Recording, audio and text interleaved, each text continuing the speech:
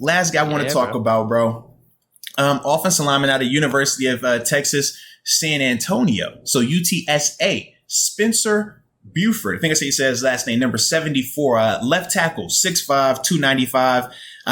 Played at the Senior Bowl as well. I'm not going to lie, dude. I liked how he moved. I thought that at the Senior Bowl he played well. I thought that he showed really good ability versus, some better competition. Now, in terms of the pros, I think that he is very athletic. I think he has really nimble feet for the tackle position. I love his ability to pull as well from the tackle position.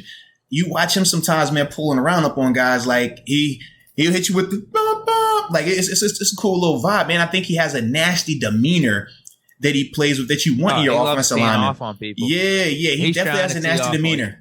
And he's trying to finish on everybody. Like, it doesn't matter, big, small. If he gets a chance to take you to the ground and big boy put all that 295 on you, he's trying to do it to the full extent. He's a guy that, like I said, I would love him as a teammate. I would hate him if I was playing against him, because I'll be saying to myself, bro, like, we're going to end up fighting for this day over with if you keep trying to do all this extra, all the extras. But that's what makes him a good player. That's a part of his game. And he plays with really good effort also. That's another thing I like about him. But, like I said, man, just in terms of the question marks about him is, almost a similar situation to the James Houston thing, right? The competition level. We know with competition at times, it wasn't the best of the best he was playing against, but he still was productive.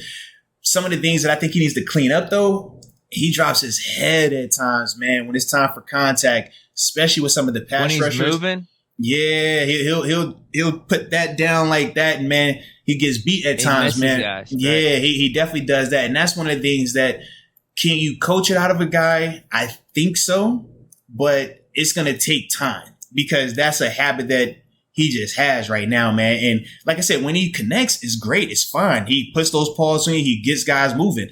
But when he drops it and he misses, it's bad. You know what I mean? And that's the part where it's like, you don't want your tackle whiffing too much, especially the left tackle. And that's the part for me where I was like, just a little bit leery of him in that part.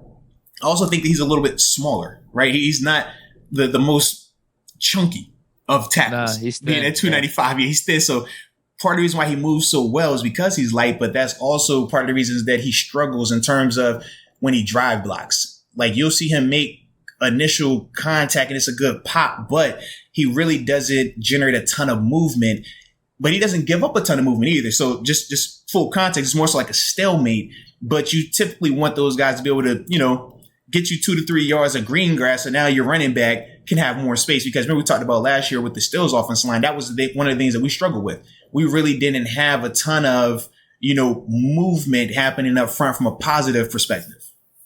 Yeah. Now, so a couple of things I have. Mm-hmm. I think it's really similar to you. So I like how he moves, and could that actually benefit us in the Canada system? It could. It definitely could, man. Squeeze, who knows, more lateral runs. So there's that. But I felt like for passes, and specifically on like passing downs, edge rushers were able to get by him. So I think his feet's good. Like, he moves well, but for some reason, I don't know if this is the dropping of the head that you're talking about. It is. Like, he looks awkward sometimes in the passing situations, and the edge rushers are able to like cook him. Like, he goes for the big hit. Yes. But a lot of times he'll miss, or he can't like contain it in a way. Like, it's the big hit, but then you're right. Like, the guy can just get off him kind of easily then. Yeah. Well, and see, that's the part where it's the fundamentals in terms of when you drop your head and his hands, are narrow at times. It's like, or no, excuse me, his hands aren't narrow. In fact, his hands are usually on the outside because he gets beat to the sternum a lot as well. He's always just trying to hit, man. Like, he's not trying to wrap dudes up and just hold him.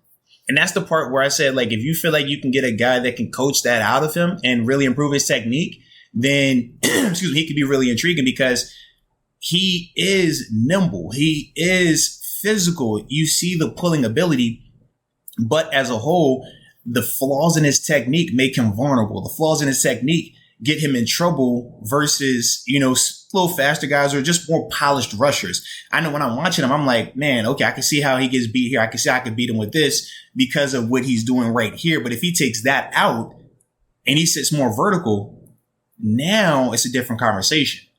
But you have to get them to understand, hey, keep your head out of it. Keep your chest up. All right. You want to kick back, kick, like things like that, carrying your hands a little bit higher. Like some of those things you could teach him and coach him up on.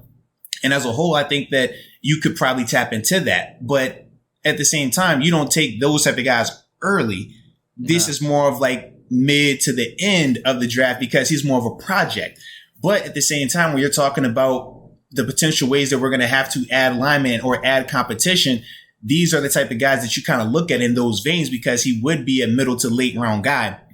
But could he potentially give you a little bit more than down the line? Right. Then, if Dan Moore were to go down and you had to put LeGlue at tackle or somebody else or Joe Haig at tackle, could a guy like Spencer potentially, develop to an even better version of that? Because I do think he's more athletic than those guys, but he's not as fundamentally sound as those guys. And that's the pros and the cons of both of them, with that. But like I said, I definitely think that he's intriguing. I would also like to see him improve his strength as well, because like you said, he tries to go for the big hit a lot. And even when he connects, if he's not full force going forward, like a downhill motion, it really doesn't have a ton of stopping power.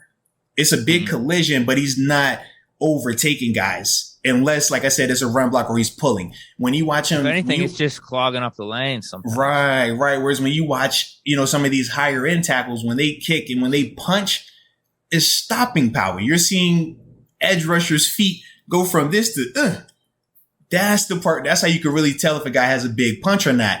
And it's like, yeah, he doesn't give me that. But could he develop it? Could you make him stronger? Absolutely. Most people will say, hey, man, you're not going to get any stronger. I can tell you firsthand. I got a lot stronger when I worked out with Debo. And I was already 6 years into the league when I did that. But you can get stronger if you put that as a focal point, if you put that as an emphasis. So those are some of the things with Spencer that, like I said, I like about him. But at the same time, some of the things that make me a little bit more leery about him as well. Yeah, you're right. I was thinking late round pick too.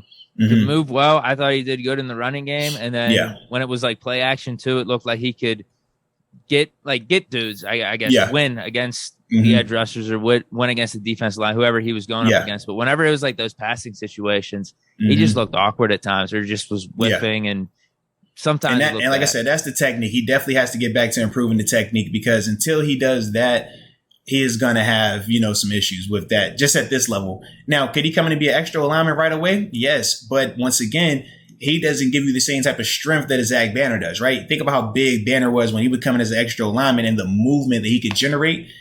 Spencer is nowhere near the size of a Zach Banner from a physical perspective. So you're going to get, like I said, a little bit less movement. Now, he should still be able to block better than a tight end would versus an outside linebacker or a DN type. But as a whole, I just don't think it's going to be as, productive as we would probably like it to be early on until he cleaned up the fundamentals and until he got a little bit stronger as well. And maybe even put on some more weight. Because like I said, 295, like that's a light tackle. I know me, if I'm looking at a tackle that's under 300, you feel good about the matchup because you're just like, yo, he ain't going to have enough.